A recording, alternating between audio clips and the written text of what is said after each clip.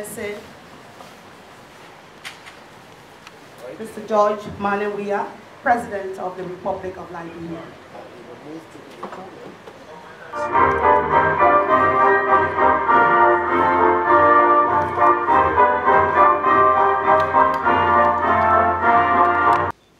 My fellow citizens, our international partners, ladies and gentlemen, nearly 6 months ago, I was sworn as President of the Republic of Liberia following an historic election in which the majority of Liberians demanded change for hope. 1 week after my inauguration, I was required to fulfill a constitutional mandate to report to the country on the state of the nation. You will recall that during the first annual message, I candidly described the poor state of affairs of the economy which my administration had inherited. The economy was weak and underperforming, and the government was facing solvency and liquidity challenges. Our currency was experiencing rapid and unprecedented depreciation, contributing to rising inflation. Unemployment was very high, and our foreign reserve was at an all-time low. Today, 5 months later, it is not for us to complain about the bleak situation we inherited, or to cast blame on previous administration. Rather, ours is a duty and a responsibility to find new and sustainable solutions to these old-age problems that have stubbornly defied solutions in the past. We were very aware of these systemic problems when we decided to run for the high office of President of Liberia, and so we are not surprised. And we are fully aware that we were elected with the expectation that we will solve these challenges. This is a task that we are now embarked upon with strong determination, focus, and commitment. As a first step in this direction, we have placed emphasis and urgency on the formulations of a comprehensive development strategy that will be supported by the strategy implementation plan. The development strategy, to be known as the Propo Agenda for Prosperity and Development, is nearing completion and will very shortly be presented to all stakeholders, including our foreign development partners, the private sector, and the general public for consultation, inputs, and buy-in before being finalized into a strategic implementation plan. The development strategy and implementation plan will serve as a roadmap for the urgent and important next step to be taken in giving direction to our economic recovery, and will consist of both short-term interventions, middle-term reforms, and long-term restructuring of the Liberian economy.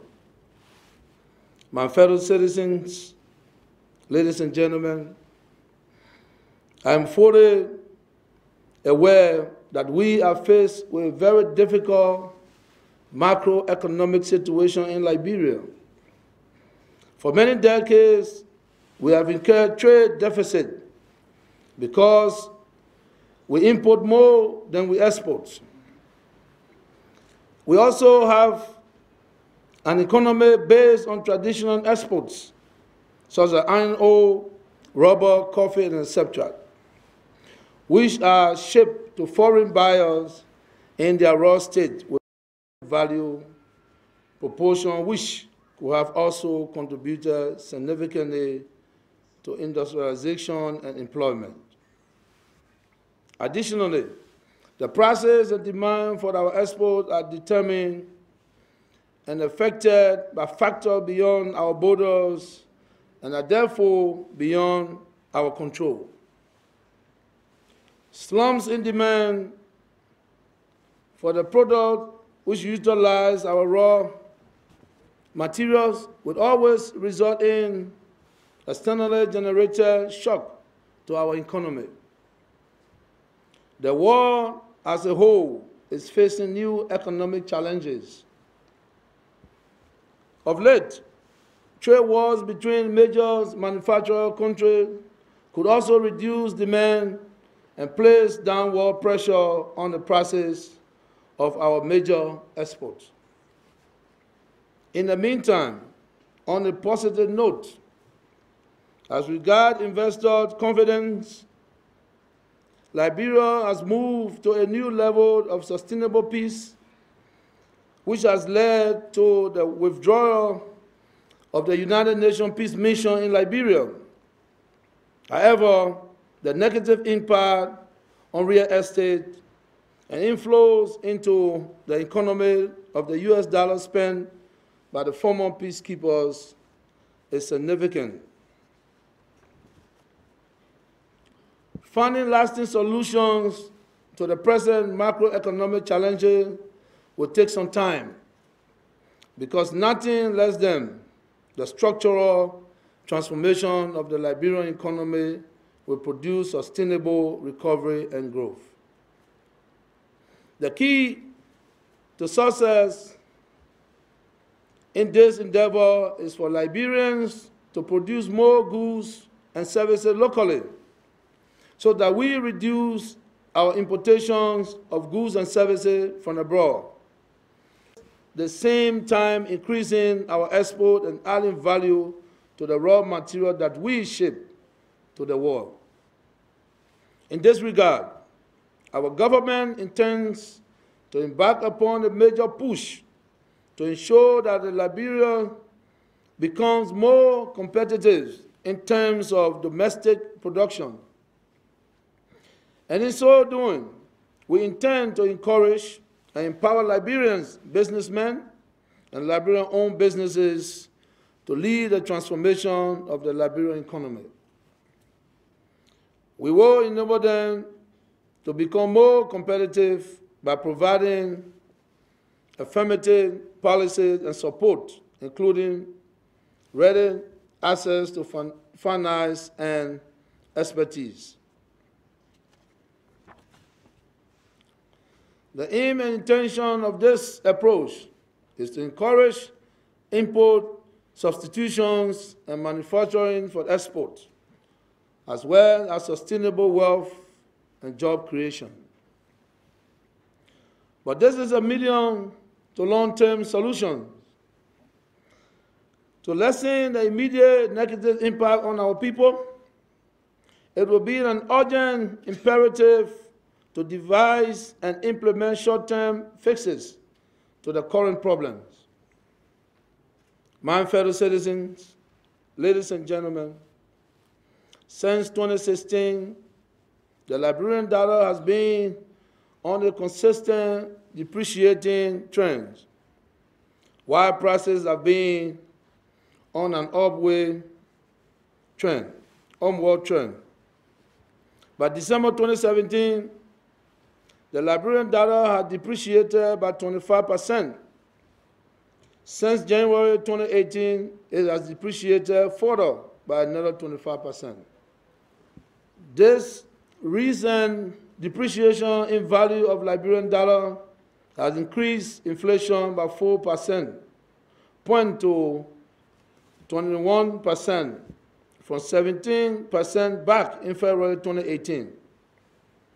I am fully aware of the negative impact of the declining exchange rate on the economic well-being of the Liberian people and the serious hardship that this is beginning to cause. let me assure you, our government has resolved to take the necessary and urgent measures to address this situation. While the fall in the prices of our traditional export and the homemade drawdown have contributed significantly to this situation, we believe a stronger and more aggressive enforcement of monetary policies, along with the relevant fiscal instruments, should go a long way to partly address the problems. I am advised that the short-term measure that could have the most immediate and positive impact is the aggressive enforcement of existing monetary policy. It is clear that our monetary policy regime over the past several years has been too lax. In fact, it could well be said that we do not have the capability to exert effective control over our monetary policy, since more than 90% of the money supplied is held out of the banking system. My fellow citizens, ladies and gentlemen, over the next several weeks, therefore, the government, through its economic management team, will closely collaborate with the executive governor and relevant staff of the Central Bank of Liberia, and will announce a series of monetary and fiscal measures that we believe should help to reverse the decline in value of the Liberian dollar. In seeking solution to this problem, we intend to engage the minds of the best and the brightest Liberian economists, both here and abroad. And we will also advise and active support from our international partners. These measures will include, but not be limited to, an immediate infusion by the central bank, 25 million United States dollars into the economy to mop up the excess liquidity of the Liberian dollar. A mandate to central bank to provide more effective supervisions and regulation on money changers of foreign exchange bureau. A mandate to the central bank to provide more robust oversight of banks under its supervision. Conduct a comprehensive review of regulations on the holdings of both Liberian dollars and the US dollar outside the banking system, and provide incentives and safeguards to encourage the utilization of the banking system, including financial instruments. My fellow citizens, the above measures and many more currently being considered are critical steps towards the goal of arresting the rapid deterioration of the Liberian dollar. However, the ultimate solution for strengthening the Liberian dollar is to ensure domestic economic competitiveness and the existing of a strong private sector that is oriented towards domestic production and exports. This is a goal we seek to achieve in the proper agenda for prosperity and development. The road to this transformation will be long and sometimes difficult. And so we ask our people for patience. We further understand the urgency and critical nature of the situation, and we are focused in trying to solve these problems, some of which have existed for many decades.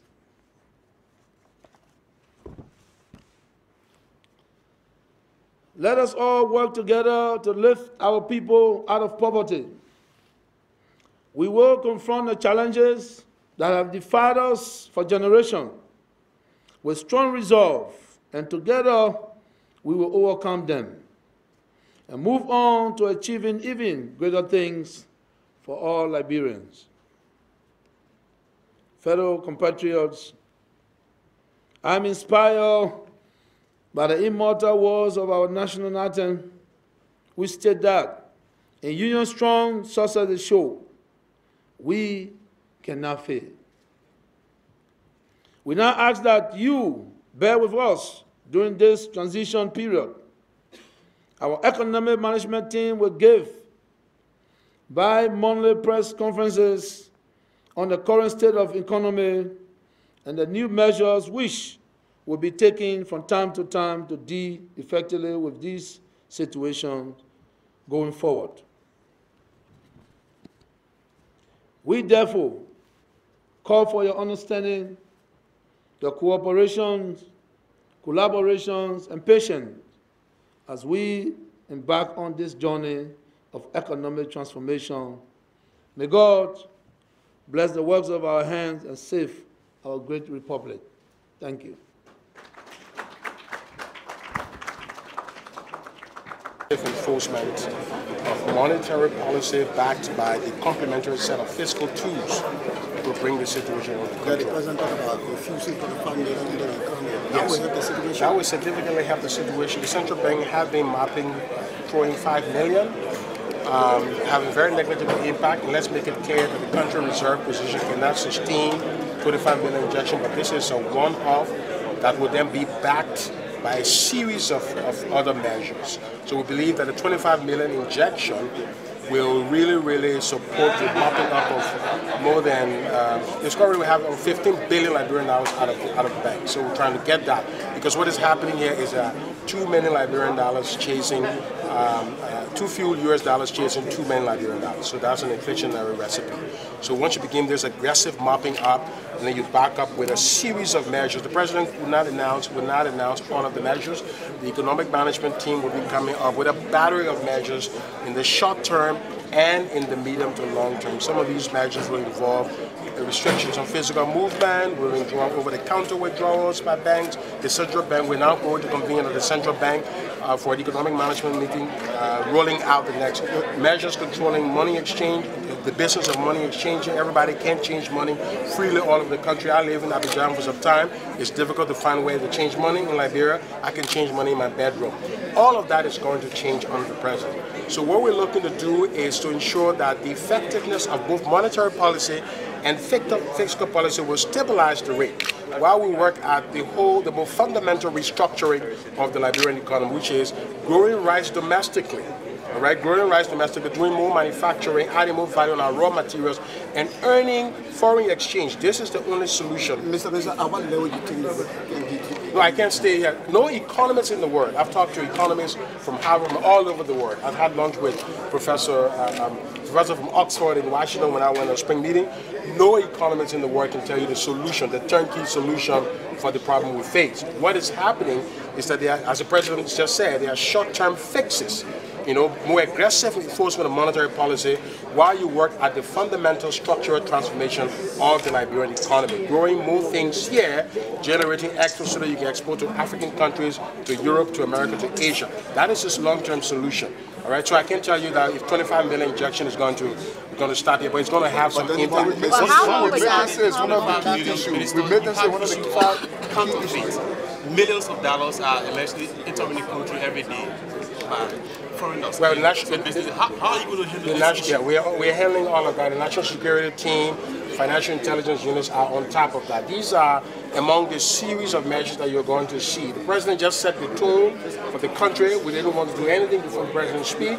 Now the president has spoken. What you're going to see is an aggressive EMT, a Ministry of Finance, Central Bank, Ministry of Commerce, looking at price controls. And we have information that, for example, money is leaving the country after goods, but the value of the goods coming in the country are less. We've put in measures to stop that so that if you're exporting $100 to bring $100 goods, you don't bring $50 worth of goods in the economy. So all of these will help stabilize the situation. But this is economics. This is macroeconomic volatility. Nigeria has dealt with this situation. Brazil, other countries all over the world have dealt. And the solution from all of those reasons say it takes a little bit of time, but they are short-term fixes. We're putting up fires. Let's say this. We used to consume, in Unmill, for example, used to spend about $115 million annually in the economy. Today, Unmill is spending zero because that's not yet. So you think about that crater, that hole, 150 million. The price of rubber dropped, the price of iron ore dropped, we lost revenue possession because of the difficulty in the global economic company, remittance flow declined, and the combination of all of these measures exerted serious pressure on the fiscal situation of the country, and with the recent collapses of Ebola. So what we're seeing now is the lagged effect of that deceleration, of that collapse. So we are facing the macroeconomic headwind, but we're stabilized and move beyond it. This is why we need very, very strong, robust. And let me say this clearly, as the president just spoken. We don't want people to start complaining when we again start to embark on the aggressive measures, because what you begin to hear from the press again is that, oh, they're trumping on our rights. When we act, we criticize. When we don't act, we criticize. We have to act. Definitely, he has also given some specific mandates. You know, it's not just an abstract speech. He was clear in direction to the monetary team to do a more robust supervision of the sector to ensure that all of the money that has been hoarded outside of the banking system go back in, and, to infuse about 25 million into the economy right away to have some stability. So they have made a slew of measures. Some are short term, some are medium term, and some are long term. And this is why the president now has set charted a very clear course, so we can be assured that the fruit of that mandate will begin to reveal themselves. It's an open secret. It's an open secret, Minister, that the fact that Liberians, some business people, some individuals will keep huge sums of cash money, if you will, in their homes is no doubt also that Unmill left the shores of Liberia.